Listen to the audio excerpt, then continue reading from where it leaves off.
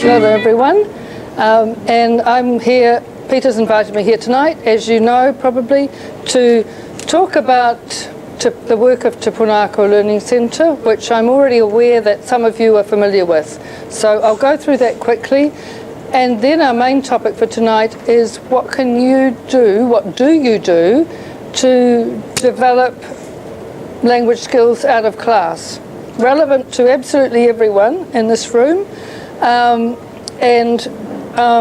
I'd really like to have a conversation with you about that. It'll be a brief conversation. It's not the whole class, it's just a part of it. Okay, so I'll just focus on where we are. So I hope you're all familiar with where we are in the hub area. And we're also at Waitakere and at Albany campus, and any student can access Te Puna Ako Learning Centre services at Waitakere or at Albany. If you're closer to those places, you can go there. But our main centre, our biggest centre, is at Mount Albert as the biggest campus, and we're in the hub area. And we have an open door policy, although it might not look like it because we work in a noisy environment. We do often have our door closed, but you can always open it. Okay, we're there 8:30 to 4:30, and we actually work, as you can see now, quite a few evenings. And people who are part-time students can make appointments for times beyond 5 o'clock or 5:30. You just have to ask. So the centres are at Waitakere and at Northern, and these are the key things that we undertake to do, and we work with students from all programs at Unitec. So that's what we're expected to do. We don't promise to improve grades, but students tell us and have told us over the years that that's a result of coming to work with us. So many students have said that their grade has been improved because they came to the Learning Centre. So it's not a guarantee, but you know, it does happen. It definitely does happen. We're there to help students develop learning and study skills. That will help them while they're at Unitec. That's our key interest. But we get feedback that they are skills that help students way beyond Unitec in terms of their future careers, or if they go on to further study, which might be at Unitec or elsewhere. I think one of the key things we do is help students to get another perspective. We're not the lecturer. And by the way, our service is voluntary, so that means you come if you want to. You know, you come to us and you request an appointment. It's also confidential, so we're not reporting back to lecturers on who comes or who doesn't come.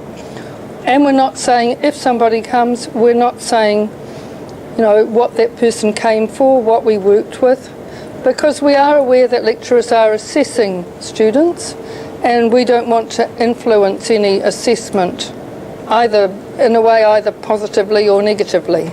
Yep, so we may say to lecturers, a lot of students have come for this assignment.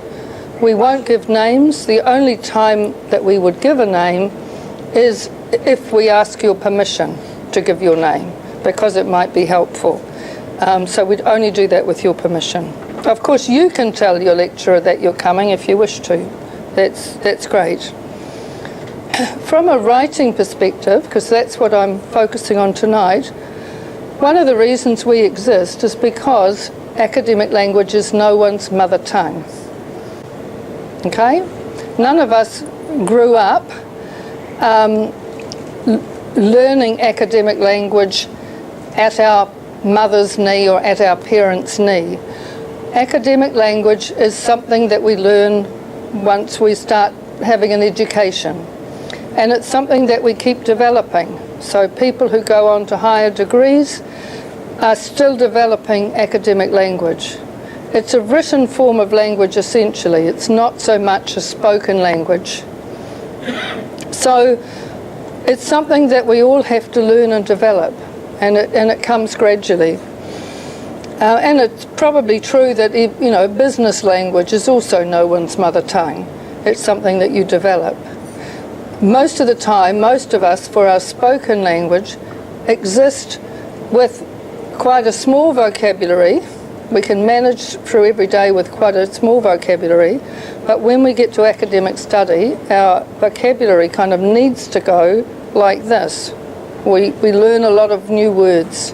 When we study a new subject, we learn a lot of new words. Some of the ways that we help with assignments, and we can help you on this course and any of your other courses, are before you've even written anything, we might work with students to analyse questions or topics, which often the lecturer already does.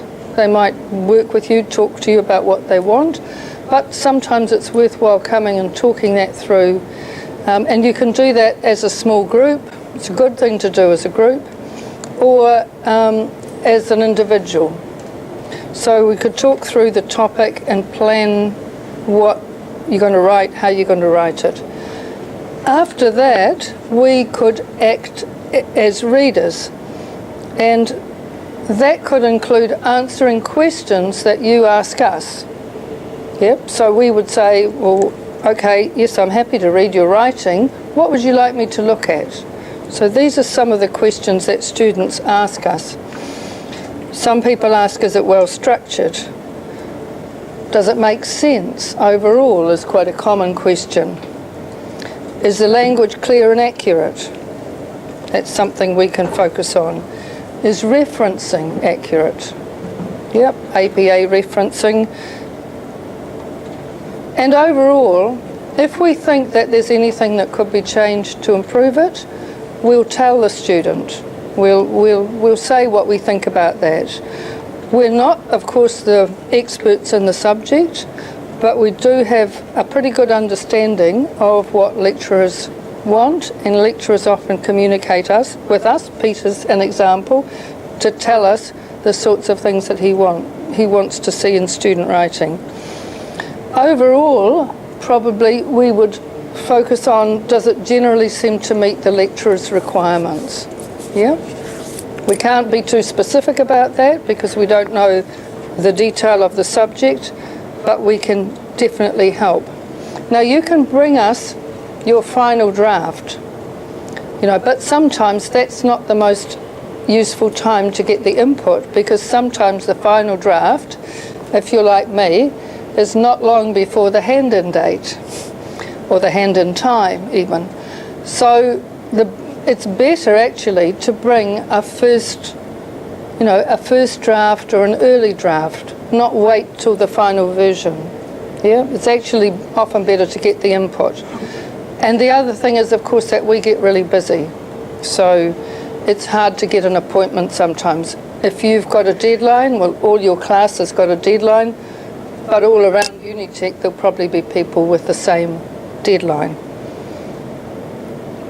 When you come to see us, please bring the guidelines and criteria for the assignment, because we don't normally have access to those. Bring any writing you've done. We don't mind if it's handwritten. It doesn't have to look fancy. It can be rough. It's great to bring feedback you've had from lecturers. We really appreciate that. So if we can see a previous assignment and comments that you've had, that's really helpful to us to know where to focus.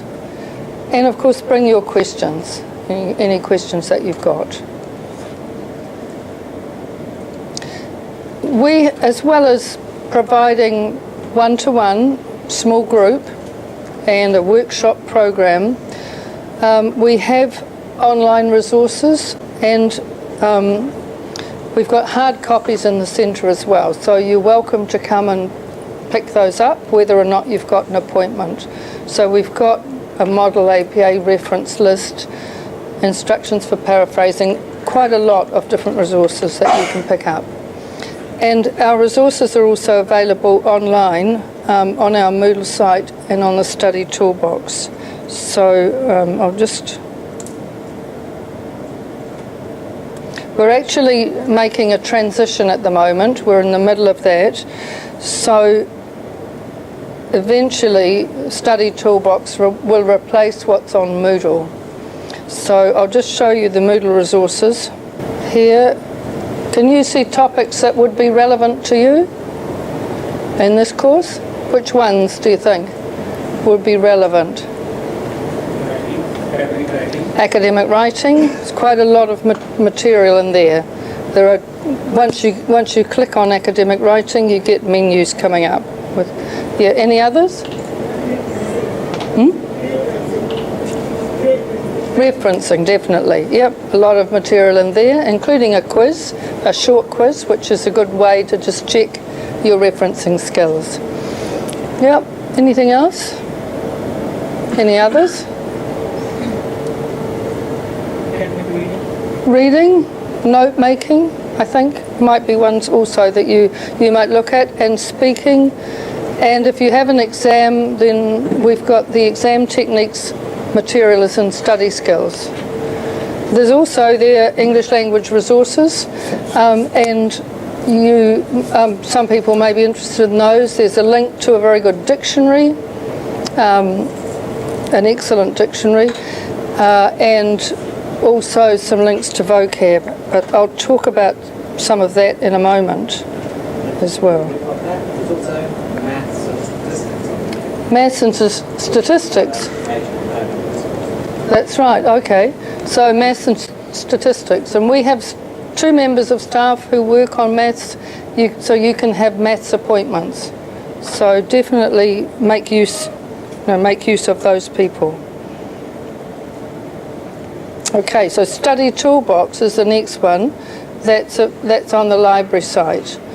And you can see the link to it over here, and it's also linked to there. And we're working in collaboration with the library. So the library's putting material on, and so are we, and we're expanding it. But there's a lot of material on there on assignment writing in general, and you'll see it if you're continuing at Unitec next year. You'll see it developing. Okay, so this is the page with the assignment workshops on it. Sorry, not workshops, the assignment list. Just notice that there are drop-down menus. Yeah, so make sure you have a look at the drop-down menus, it's not just the tabs along the top. There's a lot of material in there under the drop-downs. Okay, so we're going to move on to this question now. What do you do to develop your English language skills? And I'm wondering whether there have been any answers to this.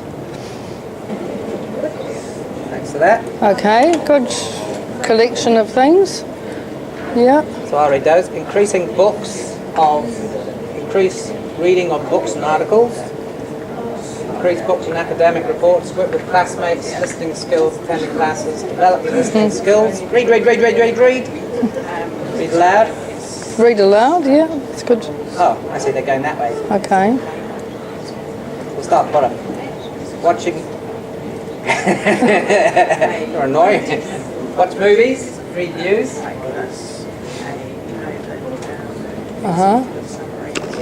And my view is that watching movies and reading news Yeah. is often rubbish, because the movies, the language in movies is informal, right? Yeah. And also the news and newspapers, typically the language level is targeted at the age of a 10-year-old. Carolyn might mention this. I disagree a bit with that one. I think the news is quite useful because it is useful to know about events that are happening in New Zealand and in the world. But I do agree with the movies. The movies will be really good for developing colloquial English, that's sort of spoken English to some extent, but that will help with everyday conversation, but not so much with writing at all, or not so much for study. Yeah. And I'll agree with Carolyn that listening to the news is valuable. And it's useful to listen to professional news sites. So consider listening to the national program and any of the international, well, not any, but several of the international TV channels like BBC, Al Jazeera, Chinese. They all speak a very standard international English, or similar to the global English I'm trying to get you to write and communicate in. Yeah. Yep. So my next question is, why is it important? Why is it important to keep developing English language skills? And this is a question to absolutely everybody in this room. Yeah. Do you want them to write that one, or are you just going to... No, I'll just talk about it with you. Why is it important? A few reasons. So you can communicate effectively with people? Absolutely, yeah. Being able to communicate. And that would be both in speech and in writing. Yeah. Any other reasons why it's important? Other people can understand you. Yes. Yeah. And you can make yourself understood. Yeah. Any other reasons? Language for business. Because it's the language used for business around the world. Yep. Yeah. It is it's an international language of business.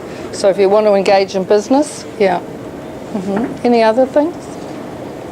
Reasons? Better marks. Yep. Well, you get better marks, you'll be more successful in study. Yeah. So I've got just a few thoughts about how you might develop English academic and business skills, and you'll see some of these are very similar to ones that people have put up. I would encourage you to talk with classmates in groups, and it's great to see that in this class you get quite a lot of opportunities to do so, contributing to Zorro, is it? Or how do you say that word? Zorro. Yeah. Okay. Contributing to that is going to help, because you're kind of contributing publicly. But talk with classmates in groups and talk about classes, readings, analyse assignments together, which I've said you can come to the Learning Centre and do it, but you can also do it in groups together without Learning Centre input. And it's great to discuss the lecturer's expectations and clarify those, whatever class you're in.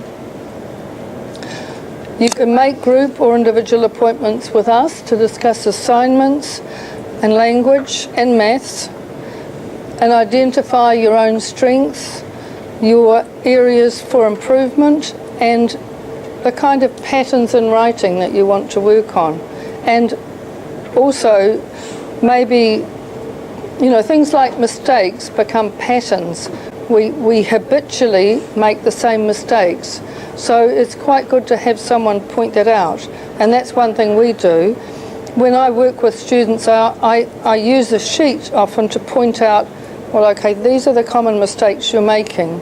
The interesting thing is that I have a list of about maybe 15 common mistakes. Most people, I'm not ticking 15 of them. I'm only ticking 4 or 5. Yep, in some cases maybe more, but for most people it's 4 or 5. And I'm, so then you know which ones you make, and you can focus on eliminating those, because it's a kind of habit that we get into. I think it's great to keep a kind of list of words and phrases that come up regularly in your subject. And I emphasise the word, not just words, but also phrases. Those, 2 or 3 word chunks, which are quite useful to remember. Do people here know about the academic word list? Okay, well, I'll just show you that. The academic word list is a list of 250 words which have been proven to appear very frequently in academic writing. They're not so frequent in everyday English, but they're very frequent in academic writing. And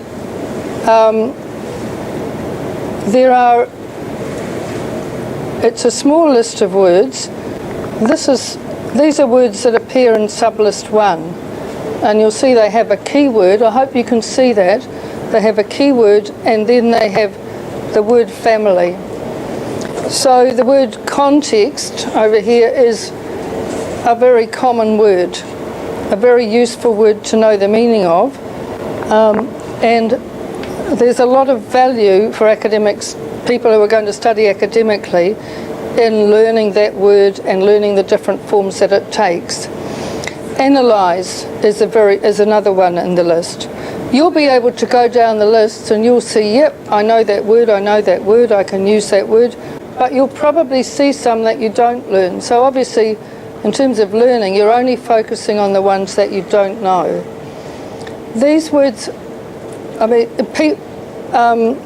people at Victoria University in New Zealand, famous now worldwide, undertook a computer study to figure out overall a whole heap of year 1 subjects, including business, which were the most common words which are not subject specific. So you don't learn these words really in your subject. They're the words often that the lecturer uses separate from the subject specific words, or in addition to the subject specific words. You really get a good payoff by getting familiar with these words. And there's masses of material online to work on them. This is just sublist 1. Words like factor, evident and evidence, distribute, economy, environment. It could be that you know all these words, so you could have a look at sublist 2. You know, you could go through them and say, okay, I'll learn the words in sublist 2. Just go back there.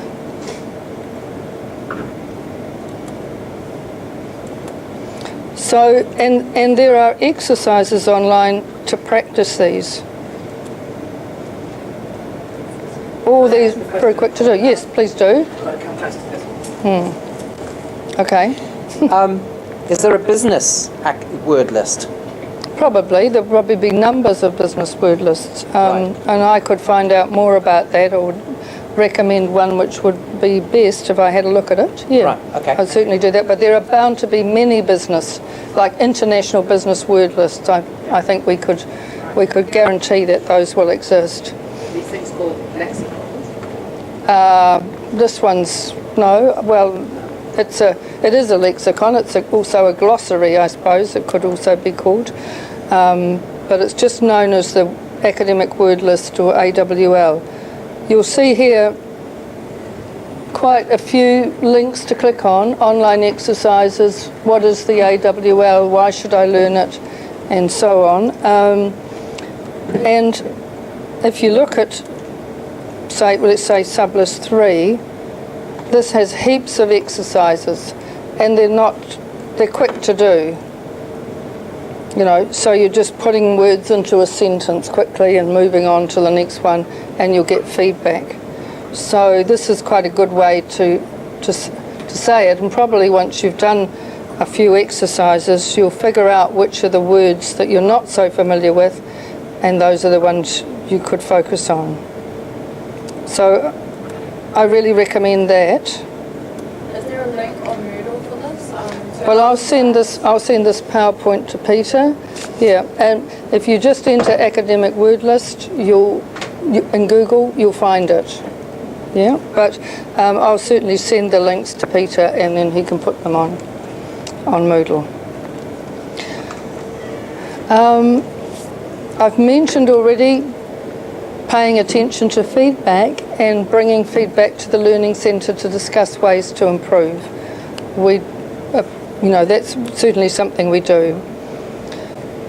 When you read, it's really good to pay it. So can I just mention here? Yeah. So just remember, when you have your Turnitin report, you can download the assignment, which includes all my comments and all the feedback rubric. Mm-hmm. And so make a copy of that and either mail it across to the person you're going to speak with, or take it with you when you go there.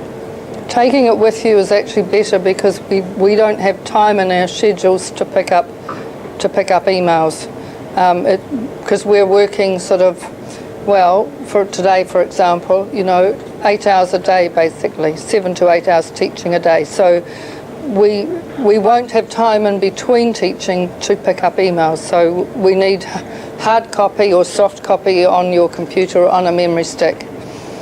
Yeah. Okay. So when you read, pay attention to language as well as ideas.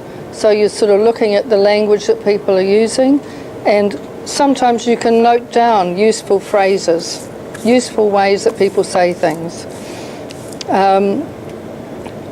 Read and listen to the kinds of texts that you need to produce, and there are heaps of examples online.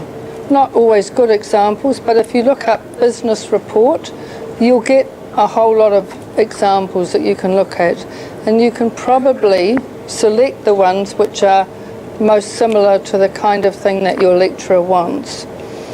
Essays, presentations, proposals. There's heaps of material out there and that you can look up.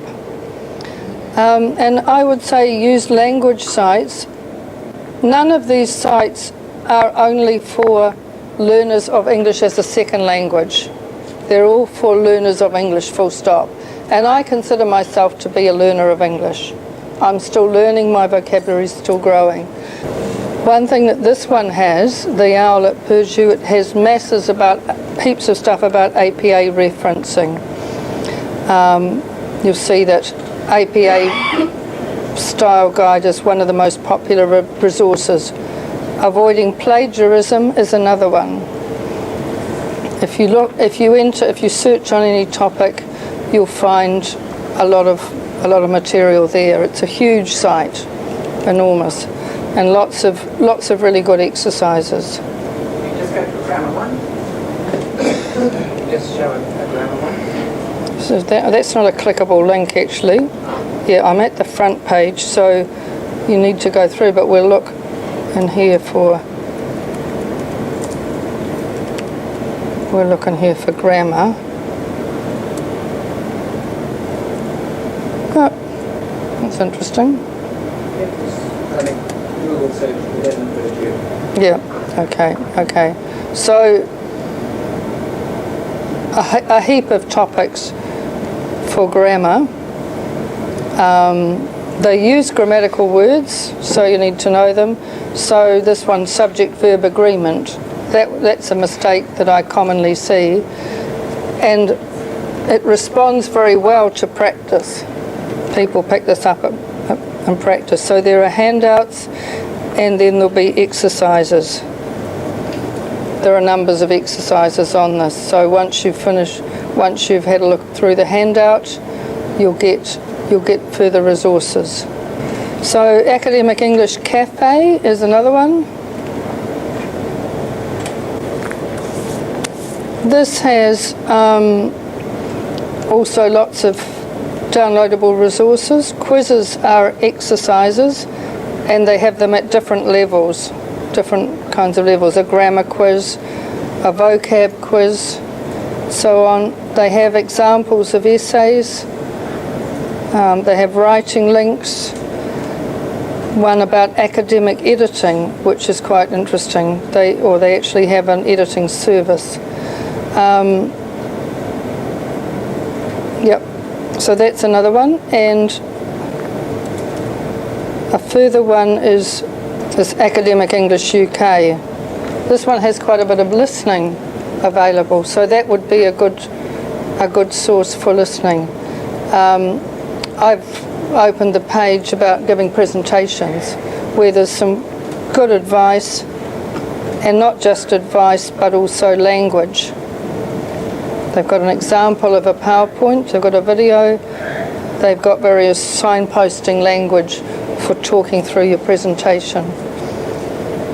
And there are quite a few lectures on there on different topics. So, and listening worksheets and so on. We'll go to the listening. So, whole lot of academic university lectures, TED talks, but with worksheets, so you can work on them. 6-minute English listening, so you can do something short. Pronunciation of academic words from the word list. So actually that's a really good resource.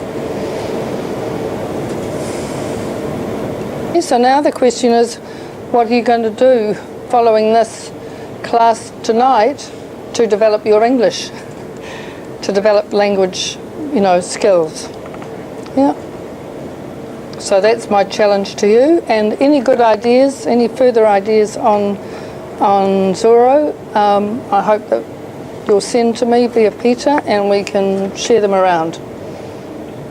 And any good things you find or any links, please share them with others in the class, because I've no doubt you'll find things. I'll get back to you on business English vocabulary. Yeah. But I'm not so worried personally about the business English vocabulary, because I think you will definitely develop it because you're in class and you have to. It's more the vocabulary around that, the academic words and academic phrases, which are a bit, not necessarily, you're not paying attention to so much in class. Yes. Yeah. It's my impression that your words, your vocabulary, most of you are pretty good there. You get the right words. My judgment is that it is your sentence structure and your grammar which can be improved substantially. Those are the areas that I see. So it's grammar. Okay, well, kia kaha, stay strong and healthy and balanced, and because all those things are also important as well as study. And good luck with your assignments on this course, and do ask for help if you need it via the Learning Centre. Yeah. Thank you. Yeah. Thank you. Okay, so we've asked you now, please enter any questions you have for Caroline. Mm-hmm. So here they are, they're coming up. The first one, are there any workshops to improve pronunciation? Good question, and no, there aren't.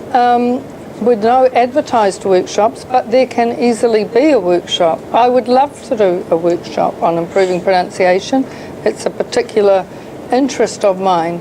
So all you have to do is come and book one. I don't mind actually if there's one person, but I'd love it if you advertised it to the group so that we get a number of people, because it'd be more fun with different people. Be more interesting. Yep. So please just come and ask. Find it. You decide. The one person who wants it, if there is only one, can decide the time, and then perhaps we can just give you a list and you can add names to the list if you want. If other people want to come. Yep. It's quite simple. Yeah. Be really happy to do that. So, when we talk about pronunciation, workplace communication is another interest of mine. So if you're planning to, wherever you're planning to work actually, English will probably be used at some point or other. I'm really interested in helping students to develop that, and I think I've got some quite good ideas for that. Yeah, but other people on our team also could. Yeah. If you do a workshop on pronunciation, I'm very happy to do a stand-in for Rex Harrison, Professor Higgins. All right. We've got another one here. Are there any workshops to improve formal speaking? We had one, but we again at this point in the semester, come to us and we'll arrange one. Right. It's not at all difficult. Right. Yep. So you've got an oral presentation coming up just after the break. So a good time to get the people that are doing your presentation, get a couple of them to go along here to build their confidence. Several students in this class, level 7, yeah. I've suggested they join Toastmasters. There are dozens of Toastmasters clubs. It's nothing to do with eating toast. It's nothing to do with drinking toasts. It's about preparing the speech that goes with celebrating whatever, a marriage or making any kind of speech. So that's certainly one proposal I've made. We are open during the study break, so some staff will be taking holidays, but we're definitely open both weeks of the break, so you can make bookings in the break time. I'm just looking through, see if there's any other gems in what people are doing to improve their language. Debating. That's a good one there.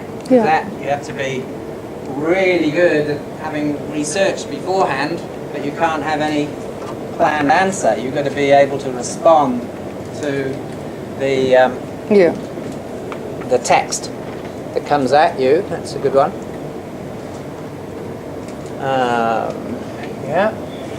You're getting help from a dictionary, and lots of dictionaries do pronunciation, give pronunciations. The dictionary that I recommend online is the Macmillan Dictionary. It gives a pronunciation. I think you'll find that the example sentences that it gives, because when we learn a word, we always want to see actually how do you use that word, how does it appear in a sentence. I recommend this dictionary because it has really clear, understandable sentences using that word and using that word in different forms. So it's very good, very useful resource. Yeah. So I would suggest bookmarking that so that you can just quickly look words up.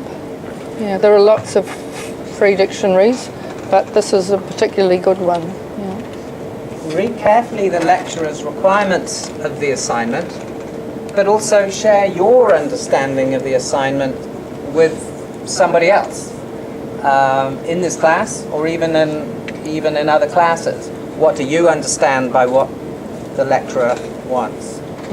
Books and articles. I would recommend books.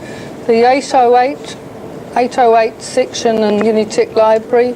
It's got a lot of resources on writing essays, reports, and so on. A lot of good material in there. So you can get a lot online, but books are also really useful.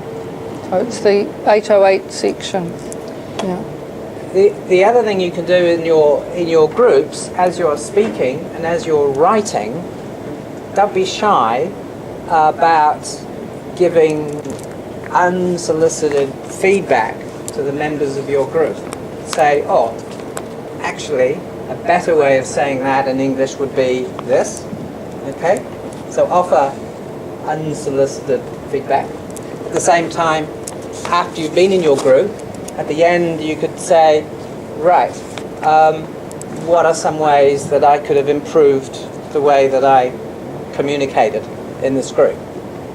Okay, so you've got a job to do in the group, but at the end, also use the group as a way to get support on improving your language. Yeah. And I think reflecting on thinking over how your English is developing or how it's improving is really useful. Yeah, the skills that you're developing. My view is that if you write long sentences, you're more likely to get the grammar incorrect. Full stop. Write short sentences. Full stop. Furthermore, use transitions to join your ideas together. Full stop. See what I did then? I used furthermore as a transition to join two ideas together. Full stop. The language I'm speaking now is a subset of English called Global English. Full stop. It's the language that international businessmen use. Full stop. It's the language that diplomats use. Full stop. Okay? You see how it works? Does this language sound easy to understand? Yep. Yeah? Okay. It takes a lot of effort for me to translate my English into this short form of English, this global English. But if you do a Google search, you'll find this article here. This article here, it's all Learn and Teach Global English in our business schools, and you'll see an example of my writing this English and also why we should learn it, and some of the rules or the guidelines. Full stop. My theory is, if you learn to use this global English style, you will make fewer mistakes in your language. Yeah, I would say that 1 to 2 ideas is in a sentence is sufficient. Don't need to have long sentences with more than 2 ideas.